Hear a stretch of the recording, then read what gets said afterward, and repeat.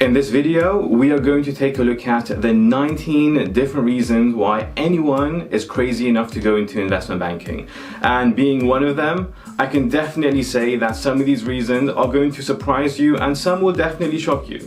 Because these aren't going to be reasons why you see on television or why you read on books. These are going to be real reasons why people go into investment banking and the benefits that you can get when you work in investment banking. Now, before we begin, I just want to take a quick second to remind you to check out our investment banking interview and recruitment guide, which is the easiest and simplest way to break into investment banking. We go over all of the interview and application answers that you need, as well as teach you how to build financial models step by step under the guidance of an experienced investment banker.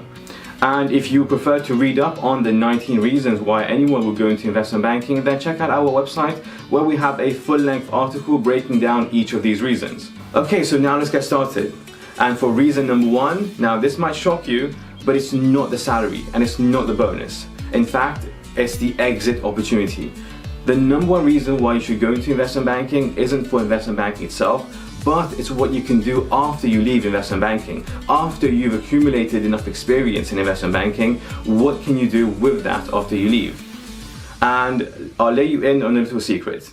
Investment banking pays peanuts compared to private equity or hedge fund or other buy-side roles. But you need that investment banking experience in order to get into private equity and some hedge funds. So the number one reason why junior investment bankers go into investment banking isn't to stay in investment banking, isn't to have a long-lasting career in investment banking, but it's to make the jump into private equity, which is far more lucrative than investment banking. So now let's move on to reason number two. And it's, as you would expect, the pay, the salary. And the reality is investment bankers are some of the highest paid employees in the field of finance. And that's because they work on large-scale transactions, as well as getting bonuses every 6 months. But the reality is, it's not that great. When you look at the salary and then you divide it by the number of hours that they're working, it doesn't turn out to be that great. The only good thing is, because you're working insane hours, you're not going to have time to actually spend your paycheck. And that's how investment bankers manage to save up a lot of money, because they just don't have the time to spend it. Now let's move on to reason number three, which is being able to pay off your student loans pretty quickly.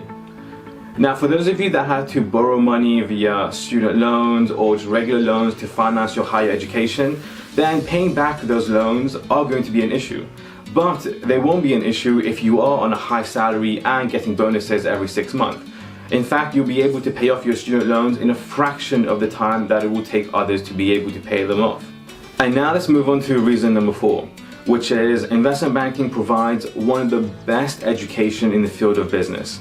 You will pretty much learn more in 1 year working in investment banking than you would have learning 10 years at the best business school.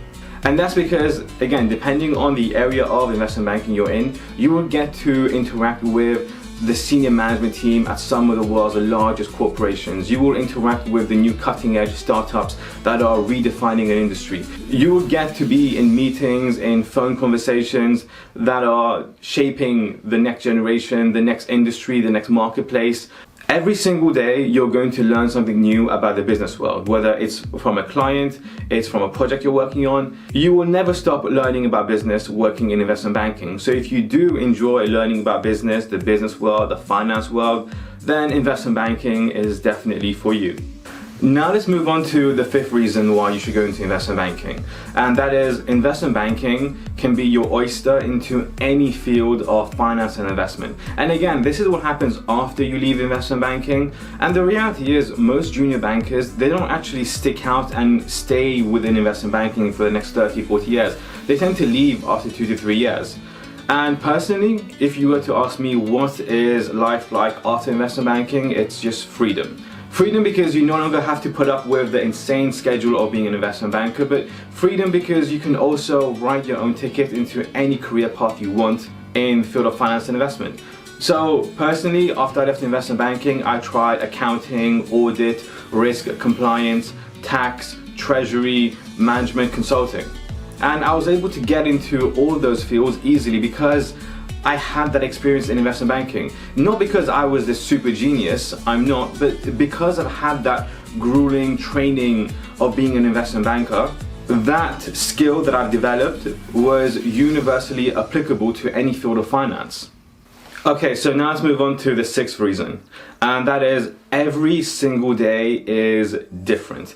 And you've probably heard this for almost any role out there, that every day my job is different, every day we do something new.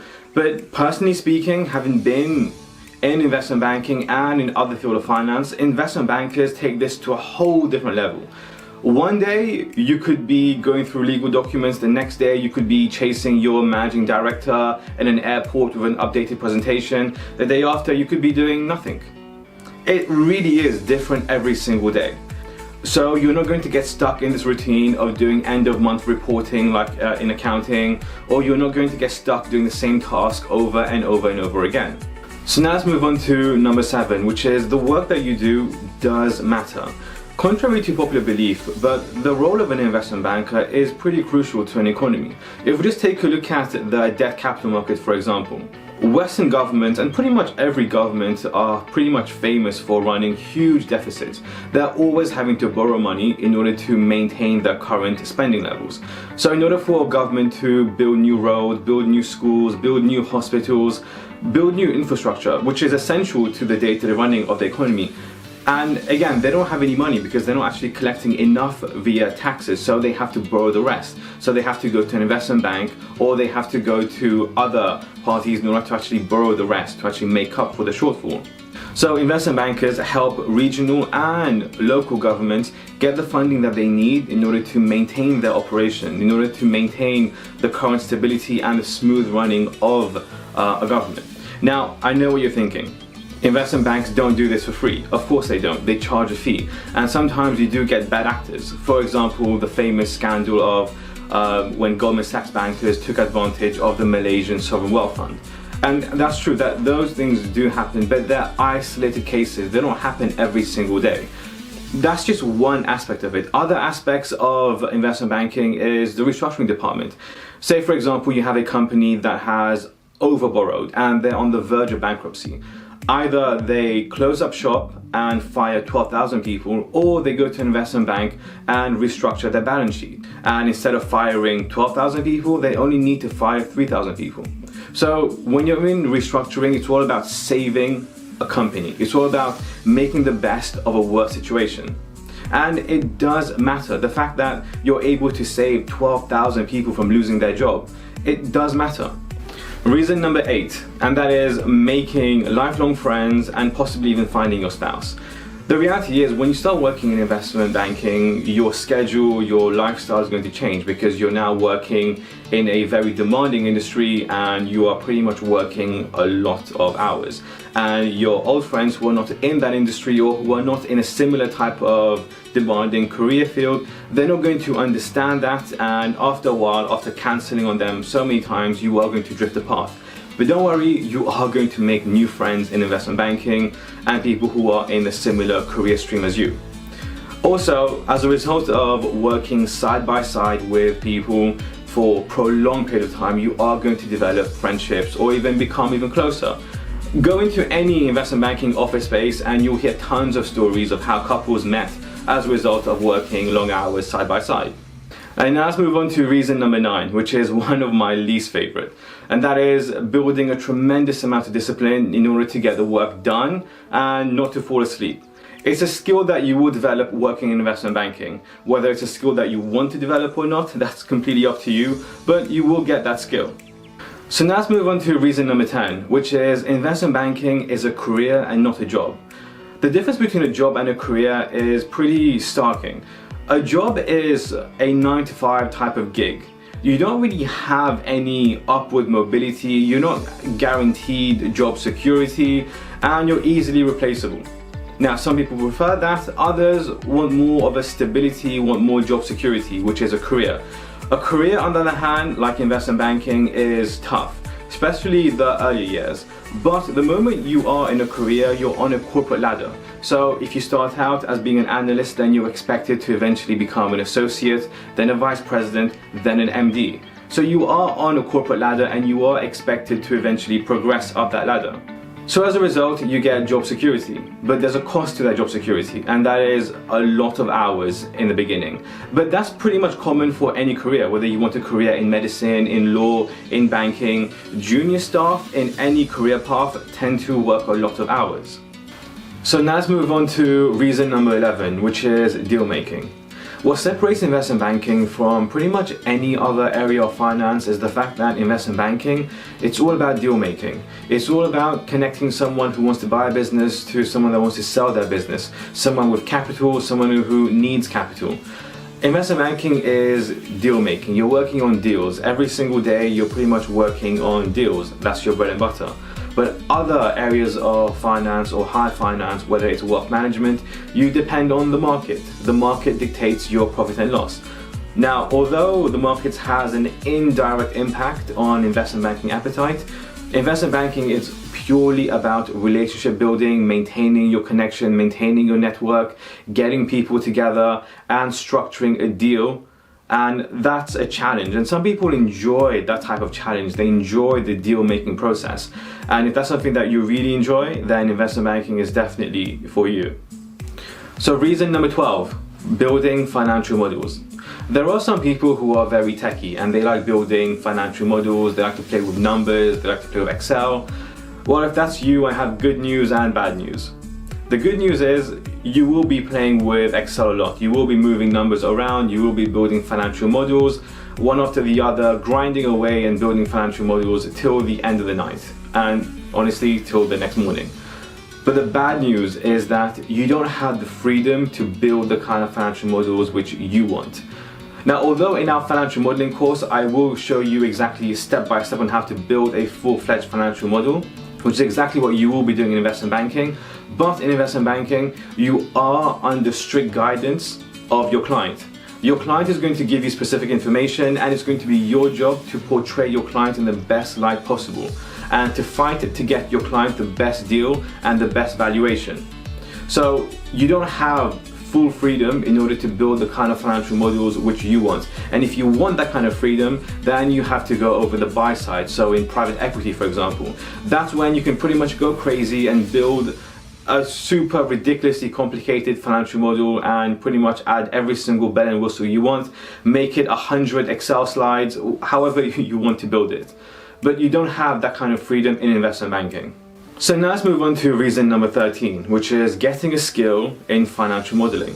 As a result of working crazy hours, building financial models on Excel one after the other till the next morning, you are going to get good at building financial models. You're going to get accustomed to different types of capital structures. You're going to get used to dealing within a specific industry, and you're going to know the norms of that industry. And again, you're going to get really good, really quick, really efficient at building financial models on Excel, which is great because you can use that skill and leverage that skill in order to move into a specific area in private equity or hedge fund or wherever you want to go, or wherever that skill is worth something and they will pay you for that skill.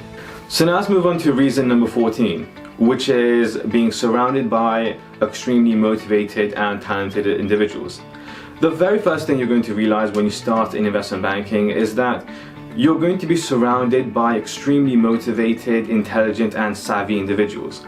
Pretty much everyone that gets through the grueling investment banking recruitment process are high achievers. It's the one thing they all have in common. They might not all have the same education background, experience background, but everyone is a high achiever. You're no longer going to be the smartest person in the room. If anything, it's pretty humbling, and it's also going to push you to do the best work possible. Now, even though you're all in competition with one another, there is still this strong sense of camaraderie. So whenever you are in need of assistance, or whenever you're out of the office but you need someone to send an email on your behalf because you've overslept, like it will happen to pretty much everyone, you can always call upon your friend that you trust that will pretty much send the email for you. So let's move on to reason number 15, which is credibility in the startup world. This is something that I've just recently realized after speaking to a friend that works in the VC world. And that is, whenever you have an investment banker within a team or by themselves, whenever they're trying to pitch, to try and raise capital for a startup, That investment banker, as a result of working within investment banking, while building financial models, knowing exactly what investors look for, what criteria, what metrics, what kind of numbers that they look for in order to judge whether it's a good investment or not. Because they have that knowledge, we can pretty much use that in order to communicate with VCs and raise capital. And it's much easier for an investment banker to raise capital because they know exactly how to market themselves as a result of building countless marketing materials and knowing exactly the type of metrics and criteria investors look for whenever they're trying to judge a startup, whenever they're trying to value a startup or a potential investment opportunity. So if you fancy starting your own business after investment banking, then you will definitely build the skills and the knowledge that you need in order to build a pitch deck which you can present to VC funds, and they will definitely receive it a lot better. So now let's talk about reason number 16, and this is something that I completely did not expect. Back in 2014, I had an intern working under me, and originally on day one, he was extremely introverted, really quiet, really shy, didn't say a single word. And after a while, he became a lot more confident, he became a lot more assertive, and I'm not sure if it's as a result of investment banking or for something else, but I've spoken to a few candidates and a few of my seniors, and they have said that they've observed the exact same thing. And maybe it's because when you work in investment banking, you're pretty much stretched to your limits. You realize that you are capable of doing things that you never thought you would have been able to. You never thought that you'll be able to work 24 hours straight, but in investment banking, it will push you to do that. You never thought that you'll be able to get a lot of work done in such a short amount of time, but in investment banking, you will learn how to do that. Investment banking will literally push you to your limits, and it will make you someone that's a lot more efficient and a lot more effective. And that might be a reason why you become more confident in yourself. And as a result, after 3 months, he just wouldn't shut up anymore. Now on day one, didn't say a single word. After 3 months, would not stop talking, just would not shut up. It was the most strangest thing I've ever seen, but it's not the only story like that. There have been a few like that. So investment banking can give you confidence in yourself, maybe. I'm not 100% sure on this one, but I have seen it 1 or 2 times. On the theme of being more confident, let's talk about reason number 17, which is learning how to work with difficult people. In investment banking, you are going to meet a range of people and you're going to have to work beside them. Whether it's working beside a finance rock star or working beside a skeptical private equity associate that just wants to discredit your work. You're going to have to learn how to work with every single one of them. And you're going to develop communication skills, you're going to learn how to stand up for yourself. It's something that's naturally going to come to you because you're going to be forced and pushed into that position. So those are key skills which are pretty much useful in any situation, and you're definitely going to learn those key skills in investment banking. And now let's move on to reason number 18, which is developing rock solid work ethic. When you're working in investment banking, you're pretty much working on multi-million-dollar transactions, billion-dollar transactions even. So every little detail counts. The smallest error on your work can cast doubt on your ability to do the work, on your deal team, and it will pretty much reflect badly on the bank's reputation. So every little detail counts. You have to produce error-free work. And that is a lot harder than you might think because again, we're all humans, we're all susceptible to making mistakes. And this is why there is a lot of controls in order to make sure there are 0 errors. When the analyst does the work, it's then checked by the associate. After it's checked by the associate, it's then rechecked by the VP, and after that, it's then sent to the MD for final approval or sent directly to the client. So there are a lot of controls just to make sure that there are 0 errors on the work. That's how important producing error-free work is in investment banking.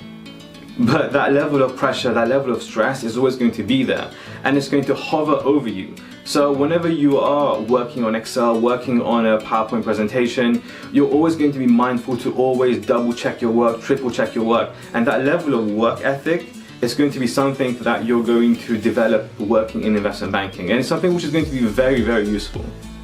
So now let's talk about the final reason, which is number 19, and that is networking. When you join investment banking, you're not just going to be a generalist. You're going to join a specific industry and product group. So for example, when I joined investment banking, I was in the mergers and acquisitions team.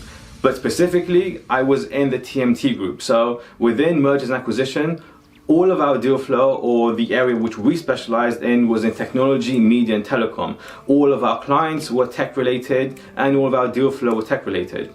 So as a result, we would develop a good relationship with a lot of the private equity firm, which had a lot of appetite for technology firms, and we would develop a lot of relationships with companies that would acquire smaller tech companies. And as a result of that networking, that constant relationship building, we can pretty much monetize that relationship, either by leaving investment banking to become a consultant to those clients, to those private equity firms, to those companies, or you can pretty much start your own investment bank and servicing a handful of companies which you know have a huge appetite for M&A. Or you can pretty much jump ship and join the companies who you were once selling companies to, and now you can pretty much jump ship and go to them and be their advisor and be on the buy side. So that was my 19 reasons as to why you should go into investment banking. Again, these are real reasons why I think people should go into investment banking. There are lots of websites, lots of blog posts out there detailing lists as to why you should go into investment banking, but they're pretty much the exact same thing, just reworded, and it's not really something which I would consider to be real. Real reasons are pretty much the exit opportunity and pretty much the experience that you'll get working in investment banking. So don't forget to subscribe, and I'll see you in our next video where I will talk about the 9 different reasons as to why you should completely stay away from investment banking. Don't forget to hit subscribe, like, and I'll see you in our next video.